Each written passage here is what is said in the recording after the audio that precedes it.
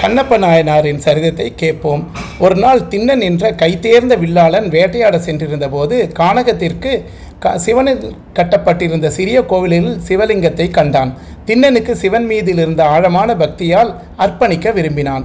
ஆனால் முறையாக அர்ப்பணிப்புகள் செய்யும் வழிமுறைகள் அறியாததால் வெள்ளந்தியாக தன்னிடம் இருந்த பன்றி மாமிசத்தை லிங்கத்திற்கு அர்ப்பணித்து சிவன் அதை ஏற்றுக்கொண்ட மகிழ்ச்சியுடன் சென்றான். தொலைதூரத்தில் வாழ்ந்த பிராமணனால் அந்த கோவில் பராமரிக்கப்பட்டு வந்தது.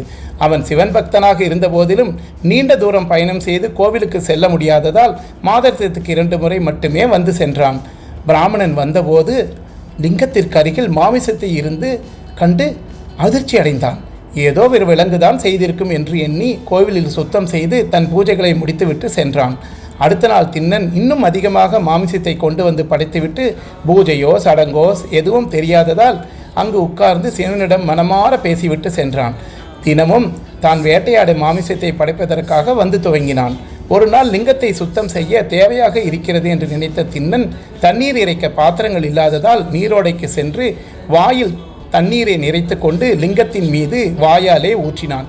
பிராமணன் திரும்பிய போது கோவிலில் இருந்த மாமிசத்தையும் லிங்கத்தின் மீது எச்சலையும் கண்டு அறுவடைப்படைந்தான். இதை ஒரு மனிதனாகத்தான் செய்திருக்க வேண்டும், மிருகம் இருக்காது என்று நினைத்தான். உடனே கோவிலை சுத்தம் செய்து பூஜைக்கு செய்வதற்கு முன் லிங்கத்தை தூய்மைப்படுத்தி மந்திரங்களை உச்சாரணம் செய்து அர்ப்பணிப்புகள் செய்துவிட்டு திரும்பினான். ஒவ்வொரு முறையும் அவன் திரும்பி வந்தபோதும் லிங்கம் அதே அசுத்த நிலையில் இருந்து வெகுண்டான். ஒரு நாள் கண்ணீர் மல்க சிவனிடம் வந்து, மகாதேவனே, இப்படிப்பட்ட அசிங்கம் உனக்கு நிகழ்வதை நீ எப்படி அனுமதிக்கலாம் என்று கேட்டான். அதற்கு சிவன், எதை நீ அசிங்கம் என்று சொல்கிறாயோ அது எனக்கு இன்னொரு பக்தன் செய்த அர்ப்பணிப்பு. நான் அவன் பக்திக்கு கட்டுப்பட்டு அவன் அர்ப்பணிக்கும் எல்லாவற்றையும் ஏற்றுக்கொள்கிறேன்.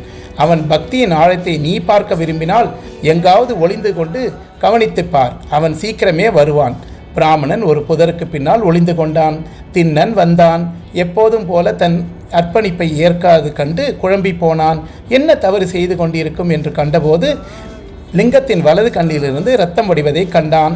குணமாக்க பச்சிலைகளை வைத்து பார்த்தான், குணமாகவில்லை. இறுதியில் தன் கண்ணை அர்ப்பணிக்க முடிவு செய்தான். தன் கத்திகளை ஒன்றை எடுத்து தன் கண்ணை பெயர்த்தெடுத்து லிங்கத்தில் பொருத்தினான். இரத்தம் வடிவது நின்றது கண்டு திண்ணன் நிம்மதியடைந்தான். ஆனால் இடது கண்ணிலிருந்து இரத்தம் வடிவதை கண்டான்.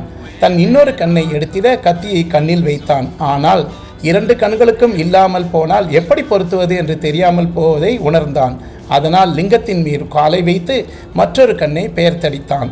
திண்ணனுடைய பரிபூர்ண பக்தியை கண்டு அவன் முன்னால் சிவபெருமான் தோன்றினார். அவன் பார்வை திரும்பி சாஷ்டாங்கமாக சிவனின் காலில் விழுந்தான். சிவனுக்காக தன் கண்ணையே அர்ப்பணித்த சிவபக்தர் அல்லது நாயனார் ஆகியதால் அன்று முதல் அவர் கண்ணப்ப நாயனார் என்று பெயர் பெற்றார். நன்றி, வணக்கம்.